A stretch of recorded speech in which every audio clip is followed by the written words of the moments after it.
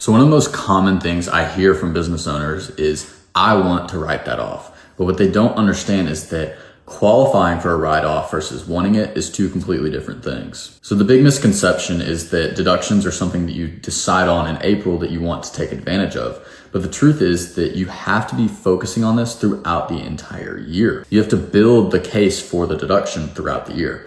For example, let's say that you're wanting to write off a bunch of meals and a bunch of travel. Whenever you are actually having those business meals or taking that business travel, what you need to be doing is making sure that you're keeping documentation of receipts and who was there, why it was for business purpose and all of that, so that you're able to justify the tax deduction on your tax return. Most people assume just because they paid for it on their business card that they automatically qualify for the deduction. But like I said, you have to have documentation. And the more detail that you have about the expense and why it is a business expense, the better. So what you got to realize is the deduction itself isn't the hard part, the documentation is. And being consistent enough in taking the time to document all of your expenses so that you can justify it on your tax return. Because the truth is, if you can't explain a deduction clearly and show the documents, you probably shouldn't be taking it on your tax return anyways. So document all of your expenses, get your tax bill as low as you can.